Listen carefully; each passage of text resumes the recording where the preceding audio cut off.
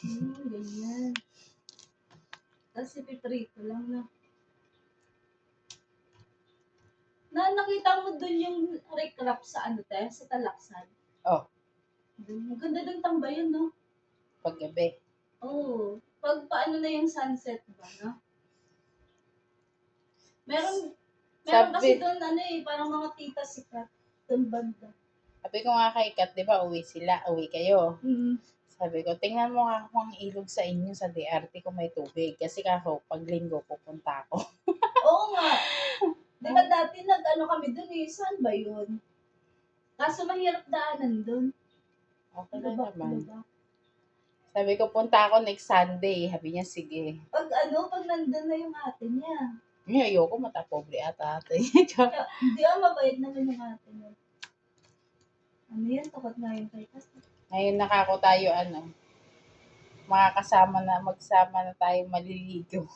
Oo nga, pwede naman. Sabi niya, sige, sa next Sunday daw. Sabi ko, sige. Kasi baka wala naman ako nang gawa ng Sunday. Pag dun kasi, yung mama ni Kat, sobrang bait. Wala ka talaga masabi. Oo. Di ba sa bahay nila, yung natara doon, siya lang, tapos anak ni Kat, tapos yung anak ng kapatid niya. Yung kinakasama niya minsan wala doon kasi nga pumapasok. Pero ngayon wala ata pasok.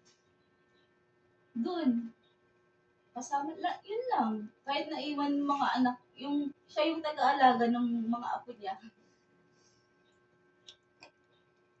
Kaso yung mga apo naman niya kasi, parang hindi din makakatulog pag hindi siya katabi.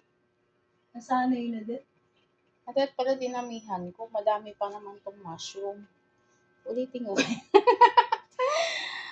Bakit? Unti lang yung baboy? Oo, unti lang pala pag nagawa. Oo, hindi naman yun. Natahimik naman sila. Pag hindi mo kasi Yung papatulan. Oo, react ng react. Akala niya siguro hindi ko tanda yung mga nangyayari doon.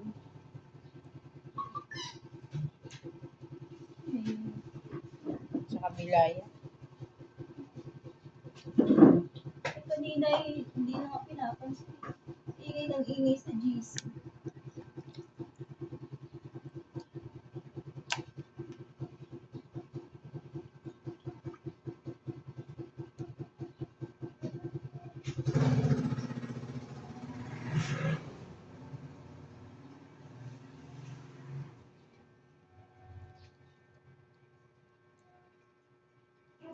Pag dalawa kayo nung isa dito, di ba parehas kayo nagluluto? Nagluluto? Sinong isa? Yung kahapon kasama. Hindi yun nagluluto. Hindi yun nagluluto?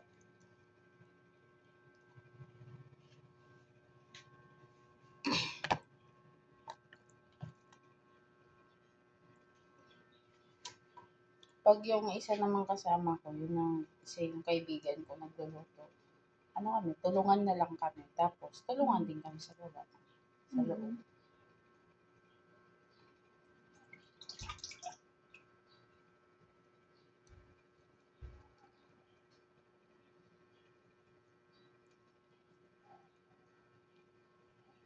Tulog ba sila? Parang walang ingay Sila Bea nasa kwarto.